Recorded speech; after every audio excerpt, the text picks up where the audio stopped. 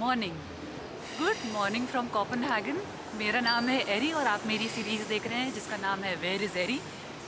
आज मैं हूँ कोपेनहेगन में। कल रात आ गई थी मैं फ्रैंकफर्ट से और मेरे पीछे आप देख सकते हैं कोपेनहेगन का ट्रेन स्टेशन।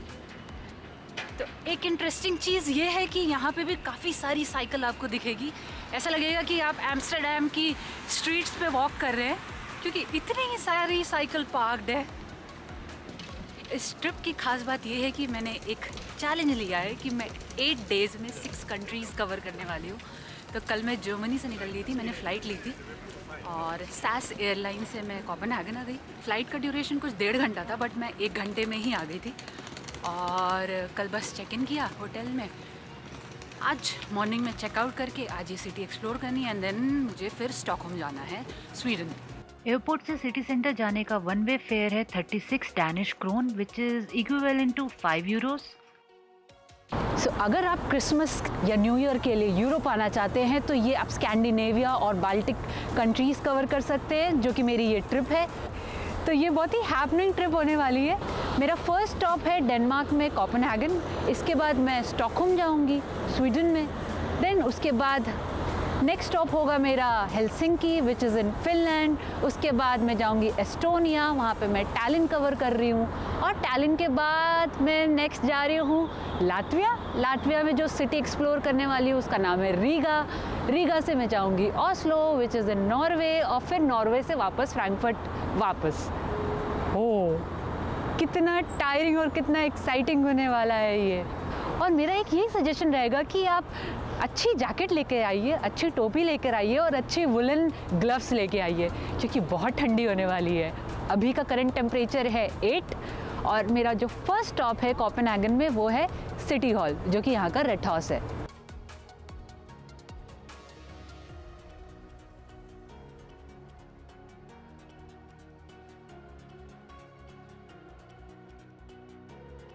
सो अभी जहाँ पे मैं खड़ी हूँ वो सिटी हॉल स्क्वायर है।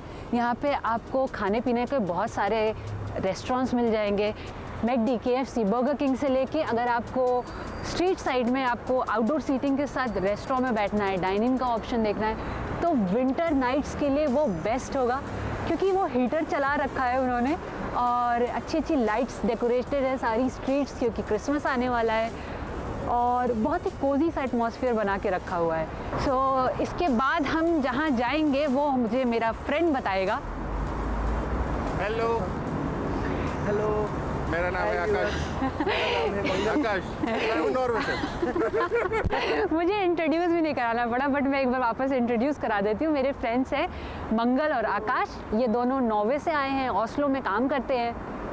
आकाश इतना लंबा है कि वो फ्रेम में भी नहीं आ रहा है। क्या करूं? तो आकाश मुझे ये बताओ कि अब हम सिटी हॉल के बाद कहाँ जाने वाले हम हैं? लोग जा रहे हैं क्रिस्टियनबर्ग पैलेस, जो कि यहाँ से थोड़ी देर में बताता हूँ कितनी दूर है। ज़्यादा दूर नहीं है, वॉकिंग है। तो क्या इस पैलेस के अंदर भी जाने वाले हैं या फिर बाहर से एक्सप्लोर करेंगे? देखते हैं वहाँ पे अगर हुआ जाने का तो मोस्टली बाहर है क्योंकि हम लोगों को और भी जगह कवर करनी है। आज एक हाँ। दिन है और जगह ज़्यादा है हमारे। तो जो मैंने चैलेंज लिया है 6 कंट्रीज इन 8 डेज का, वो इसीलिए पॉसिबल है क्योंकि हम एक एक कैपिटल सिटी एक एक दिन में एक्सप्लोर कर रहे हैं। और अगर आपको लग रहा है कि ये पॉसिबल नहीं है तो वो हम करके दिखाएंगे, आप बस वेट एंड वॉच। और इतनी सारी ट्रिप्स करने के बाद यूरोप की, तो इतना तो एक्सपीरियंस हो गया है कि यूरोप में अगर आपको कोई सिटी कवर करनी है तो उसमें 3-4 चीज़ें बताओ क्या होती है। एक होता है तुम्हारा पैलेस, एक होता है तुम्हारा टाउन हॉल और एक होता है तुम्हारा 1-2 चर्च तो होते ही हर जगह। चर्च 1-2 चर्च घूम लो और पार्क होता है। पार्क से मुझे याद आया यहाँ पे एक पार्क भी है, तिवोली गार्डन बोलते हैं शायद उसको। वो तिवोली एडवेंचर पार्क है, right centre of the city में एडवेंचर पार्क है। ओके, तो मतलब ये जो पार्क है वो एक थीम पार्क है। थीम पार्क है वहाँ पे, राइट। तो ये आप नोट कर लीजिए, अगर आप आ रहे हैं कोपेनहेगन तो फिर तिवोली गार्डन जाना मत भूलिएगा। और हाँ, तिवोली गार्डन जाना हो तो आपको टाइम लेके आना होगा, आप एक दिन में नहीं कर सकते, एडजस्ट नहीं कर सकते। एक दिन उसमें 1 दिन का और 2 दिन का ऑप्शन है। 1 दिन का भी पूरा फुल टिकट मिलता है, 2 दिन का भी है। मतलब इतना बड़ा पार्क है कि उसमें 2 दिन में भी कवर कर सकते हो। ओके, तो हम तिवोली गार्डन नहीं जाएंगे बट इसके बाद हम एक पैलेस कवर करने वाले हैं, तो मैं आपको पैलेस में मिलती हूँ। Bye bye. Meet you there. So जो ये सिटी हॉल स्क्वायर है, इसके बगल में ही एक स्टैचू है जो कि बहुत फेमस है। इस स्टैचू का नाम है स्टैचू ऑफ एंडरसन, और जिस डायरेक्शन में ये स्टैचू की नज़र है वो है तिवोली गार्डन। सो ये वही थीम पार्क है जिसके बारे में अभी मेरे फ्रेंड्स बता रहे थे। तो जैसे ही शाम होती है तिवोली गार्डन बिल्कुल लाइट अप हो जाता है और बहुत चमक रहा होता है, तो उसकी लाइटिंग बहुत अच्छी लगती है शाम में। कोपेनहेगन में, मतलब कि डेनमार्क में, करेंसी जो है यहाँ की वो यूरोज़ नहीं चलती है। यहाँ पे आपको डैनिश क्रोन्स में पे करना होगा। तो पहले जब मैं ट्रैवल करती थी तो मेरे पास ICICI का फोरेक्स कार्ड था, लेकिन जब यहाँ पे मैं रहने लगी जर्मनी में तो मैंने रिवोल्यूट में अकाउंट बनाया, और इससे बहुत ही हैंडी हो जाता है कि मैं यूरोज़ में पैसे डालती हूँ अपने रिवोल्यूट में, और जिस भी करेंसी में मुझे पे करना होता है वो ईज़िली अच्छा रेट मिलता है, और फिर मैं ट्रैवल के लिए अब यही रिवोल्यूट यूज़ करती हूँ। तो अगर मैं नॉर्मल कन्वर्जन की बात करूँ तो 1 euro is equal to 7.44 Danish krones. तो मतलब जब भी मैं कुछ क्रोन्स में लिखा हुआ फिगर देख रही हूँ, मैं उसको 7.44 से डिवाइड करके देख रही हूँ कि ये यूरोज़ में कितना कॉस्ट पड़ रही है। सो ये सिटी कवर करने के लिए मुझे कोई ऐसी फीलिंग नहीं लगी कि मुझे सिटी पास ले लेना चाहिए जिसमें मैं बस या मेट्रो अनलिमिटेड टाइम्स यूज़ कर सकती हूँ। बस जब मुझे एयरपोर्ट से होटल पहुँचना था, सो बस एयरपोर्ट से होटल पहुँचने के लिए मुझे मेट्रो लेनी पड़ी, और मेट्रो मुझे चेंज करनी थी, या फिर आप एक डायरेक्ट ट्रेन ले सकते हैं। बाकी आज मैं पूरी सिटी वॉक करके ही कवर करने वाली हूँ, एंड इट्स डूएबल। तो आपको सिटी पास लेने की ज़रूरत नहीं है अगर आप रोड्स और स्ट्रीट्स एक्सप्लोर करना चाहते हैं। तो अभी मैं वॉक कर रही हूँ पैलेस की तरफ। पैलेस की एंट्री बहुत ही ह्यूज है, और जस्ट इसके सामने एक लॉन है जहाँ पे मैंने कुछ घोड़ों को देखा। अभी तो ये कह सकते हैं कि अभी थोड़ा स्टेबल टाइप भी है। बाकी इस पैलेस के अंदर जाने के लिए आपको टिकट लेना होगा, कुछ 170 डैनिश क्रोन का टिकट है। अलग अलग वेबसाइट्स हैं जिसकी डिटेल मैं नीचे डिस्क्रिप्शन बॉक्स में डाल दूंगी, तो आपको डिस्काउंट मिल सकता है, वहाँ पे एक्सप्लोर कर सकते हैं।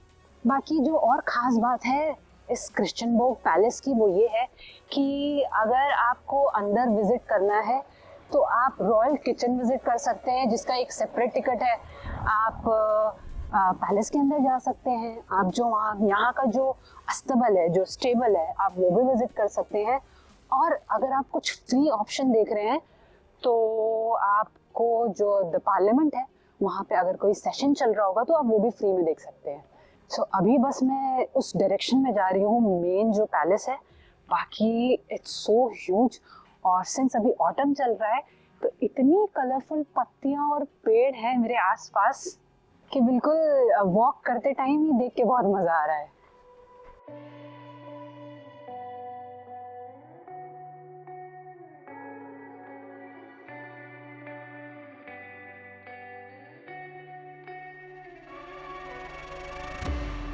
A place where you can run free. Time does not exist. Take a chance when the road before us falls under our face. I can't hold on. I can't remain so strong.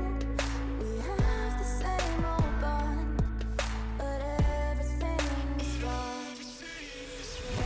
My love is gone, but I've been born. I can't make it on my own when I'm alone. My love is gone.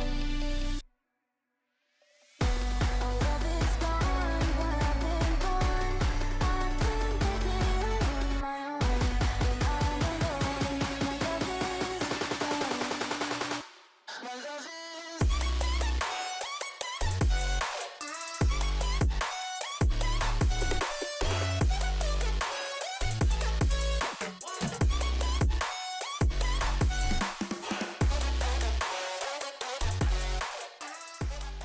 क्रिश्चियनबर्ग Palace में आप क्या क्या कर सकते हैं वो मैंने short में तो बता दिया था, बट कुछ चीज़ें और हैं जो आप यहाँ पे विजिट कर सकते हैं, जैसे the ruins, the palace chapel.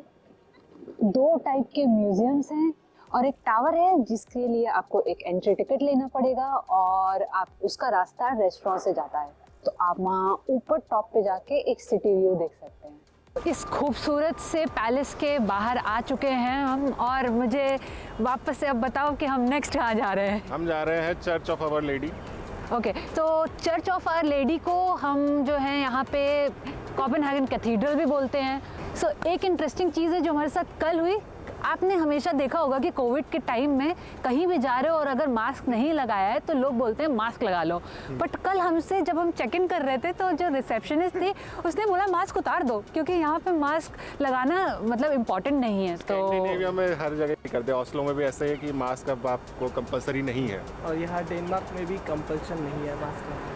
और जर्मनी से आते हुए ये सुनना और ये देखना और लोगों को मेट्रो में देखना कि लोगों ने मास्क ही नहीं लगाया और लोग हमें देख रहे हैं कि ये मास्क लगा के क्यों घूम रहे हैं। हम सब हमको घूर रहे थे, कह रहे ये मास्क लगा के कहाँ से घूम रहे हैं। और हम लोग जब ऑस्लो से निकले थे, इवन फ्लाइट में किसी ने कुछ नहीं बोला कि मास्क लगाओ या कुछ करो। फ्लाइट में भी नहीं बोला? फ्लाइट में भी कुछ नहीं था हमारा। ओके, और मेरे यहाँ पे मैसेज आया था कि आपको मेडिकल मास्क लगा के आना है फ्लाइट पे और खुद का मास्क लेकर आना है, क्योंकि फ्लाइट आपको मास्क नहीं देगी। हमारे यहाँ स्पेशल अनाउंसमेंट हुई कि डैनिश एयरपोर्ट पे आपका मास्क मैंडेटरी, इसलिए लगा लो।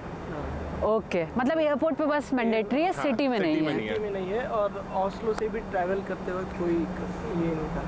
मतलब नवंबर में अभी ये केसेस हैं और केसेस नहीं आ रहे हैं क्या कोविड के तुम्हारे ऑस्लो में? आ रहे स्टार्ट हो गए दोबारा से, उतर दिया तो आ रहे हैं। रोज 1000 आ रहे हैं, रिसेंटली चालू है पिछले एक वीक से। तो ये थोड़ा शॉकिंग था मेरे लिए।